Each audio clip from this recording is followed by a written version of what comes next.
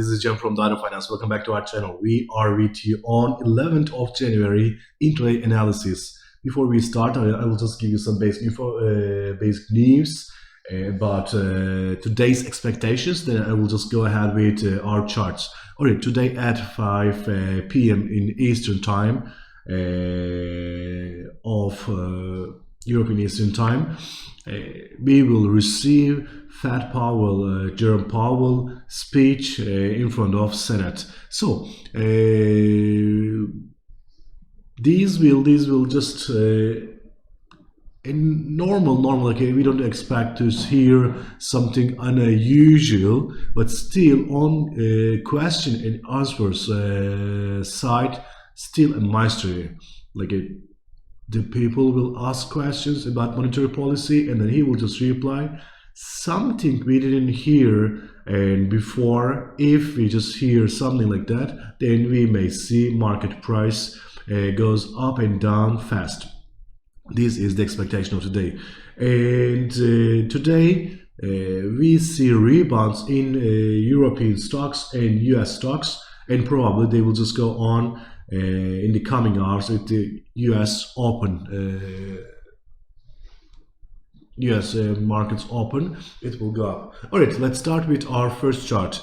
GBP USD is our first chart. As you can see here, it has tested higher levels of the chart, and it has tested 5th of January and 10th of January and 11th. Finally, it just broke some of these level higher, but then it started to decline because the expectation of tighter monetary policy in US is just making these currency pair and pushing to lower levels. In the coming hours, with Jerome Powell's speech, we may see lower levels of these currency pairs, so please watch these out.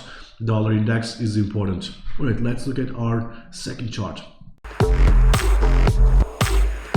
You are ready to win with us, GAN Markets.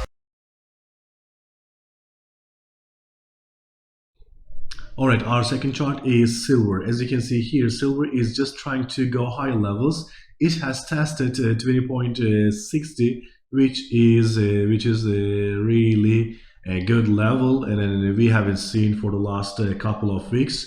It's rising, it's trying higher levels, but the pressure or the monetary policy tightening pressure still goes on silver prices.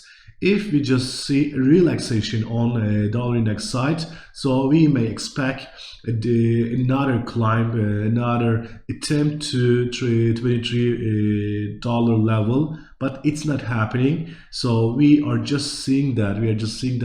It's just testing these levels. If it cannot protect these gains, if it cannot hold these gains, and we may see a decline on these one. First it will try 2040, and if it cannot hold there as well, we will see sharp decline. But as I said, US 10-year bond yields are rising, and then this is making a pressure over gold and silver prices. These are important for these commodities. Let's look at our last chart.